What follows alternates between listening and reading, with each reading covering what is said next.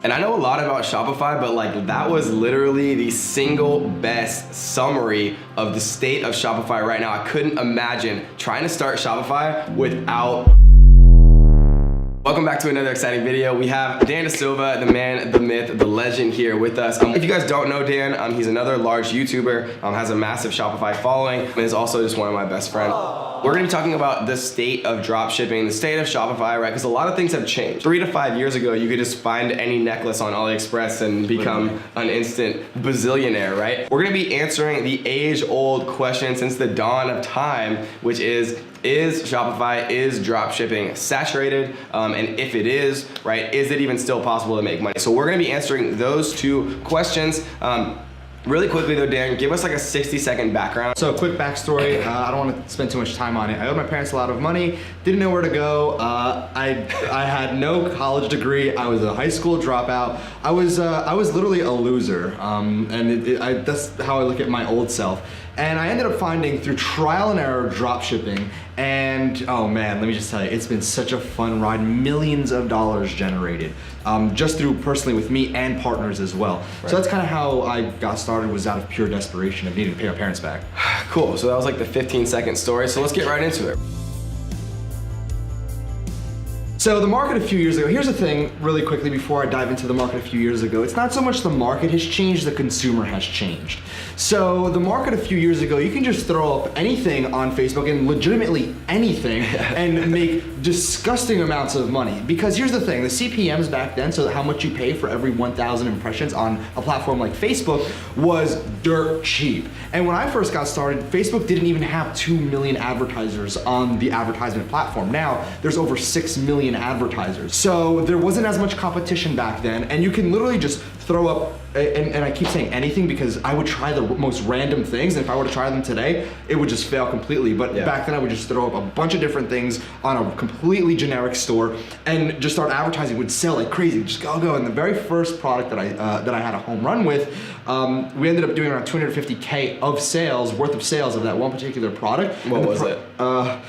All right, so I didn't know about infringement back when I first started. This was my very first month, so cut me some slack, okay? Right. It was a Canon mug. Okay. Like, you know, like a lens mug thing. Yeah. So I started off with that, but again, hopefully Canon doesn't come after me now and be like, yeah, we know what you did. So and again, I never did it ever again once I realized that, holy cow, I could turn this into a really big business. That's when I learned about, you know, EINs and setting myself up properly, getting lawyers involved, and they were like, you can't sell that. I'm like, oh, why? And then they told me, I was like, oh, I had no idea. So that was the very first product. Where everything just blew up was fidget spinners. Yeah, when like the gold and chrome ones came out and like the different styles, dude, I couldn't stop selling those if I tried. Now, everything's different. Everything is completely different now. Consumers have evolved. You have to understand, back then, Facebook is interruption-based marketing.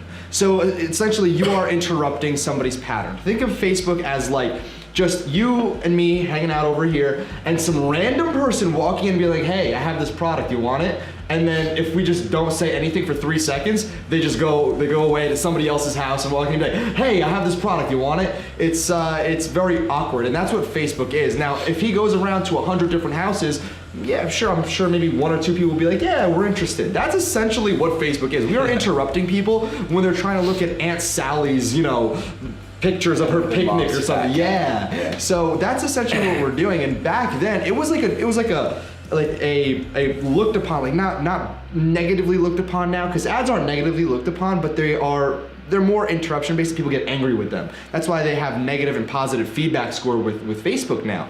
And back then, we would advertise and people would just click. They'd be like, oh, that's perfect. They just click and they'd go ahead and purchase. Now, people have to see the ad and then they have to re-see it like 4 or 5 times before they decide, hey, I will purchase it.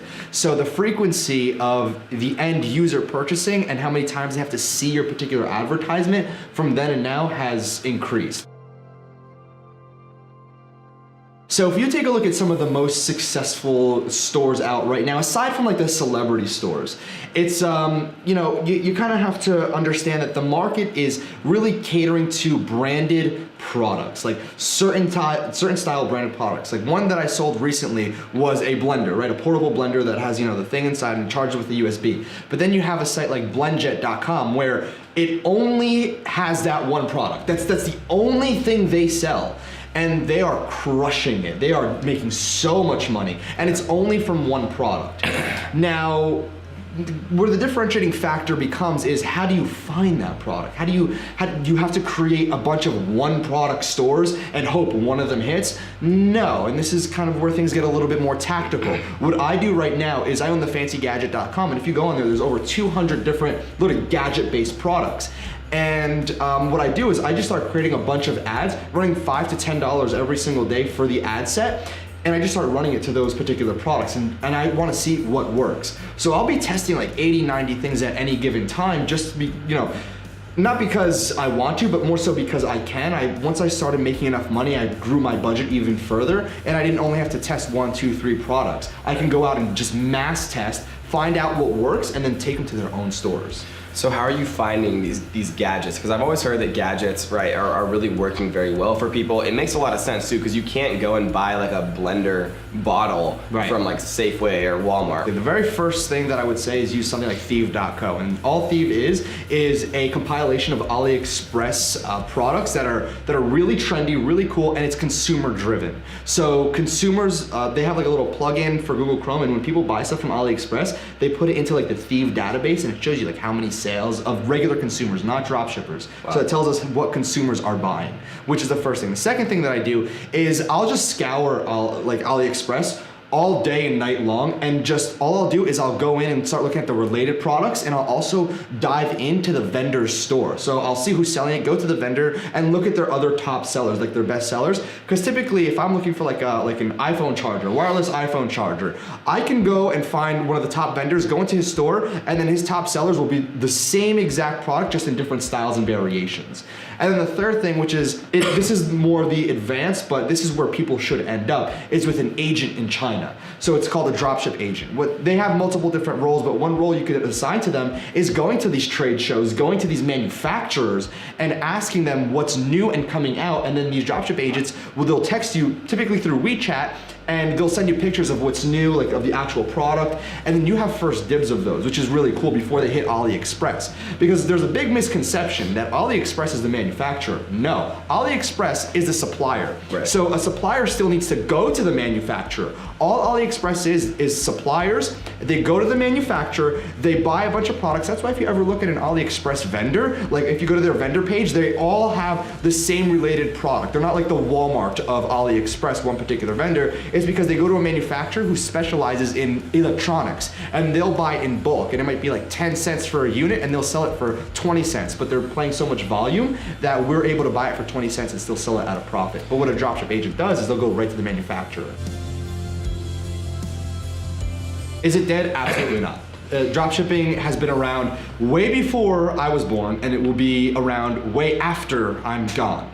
So dropshipping is very far from dead. But like I said in the beginning, people think it's dead because it's not as easy as it was to make sales. Right. It's because more so not the market, but the consumer is changing. The consumers are always changing on how they enjoy purchasing and the purchasing experience.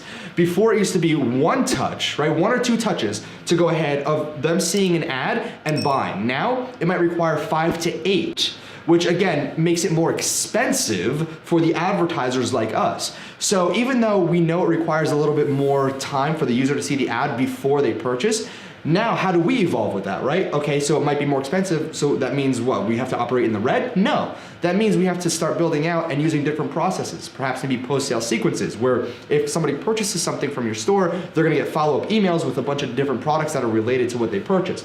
Cart abandonment, you have upsell apps, you have retargeting post-sale sequences. If somebody purchases from you and they're a buyer, you can put them into their own little database and show them different ads. So that's how you have to evolve. So essentially, even if it looks like you're taking a loss on the very front end of the sale, you're still making all the money in the back.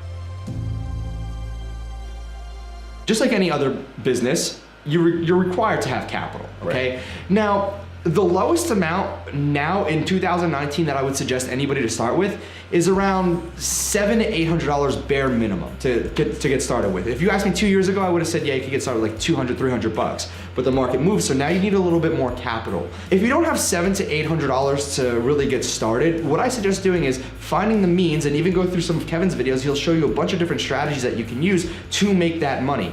Go ahead, save up, and then literally dive in and start making money with the business. Now, if you have like 2,000-3,000, you're good to go. You'll find a product that is a winner, and you'll be able to scale that up. And the second problem that is gonna occur if you have like 2,000-3,000 is once you find that winner, you're gonna have to figure out a way to get more money to keep on scaling that product. That's a good problem, a quote unquote good problem to have. Yeah. So if you have a product that's doing really well, you only have $3,000, but after $3,000 you made like $8,000-9,000. You're like, oh my goodness, where can I get more money to keep spending? Yeah. And then you're gonna, obviously the smart way would be to maybe take out a loan, whatever it is. Yeah. So yeah. And you can get started with 0% APR credit cards. Remember, like I got started with credit cards for Amazon FBA. I borrowed $6,100. I made that money back in a week after I started selling, right? And we made tons and tons more than that, reinvested it all into our business, and just continue to grow it larger and larger and larger. So again, guys, Dan Dasilva, make sure you go and subscribe to his channel, turn on notifications, and if you want to learn the best way to actually find viral products, then what you need to do right here is check out this video right here on Shopify Product Research, where we break down the best ways to do product research and find viral products. So Dan, thanks again, and we'll see you guys soon. What is up, ninjas? Today I'm gonna reveal for the very first time ever one of my absolute favorite, most top secret, coveted product research strategies on Shopify.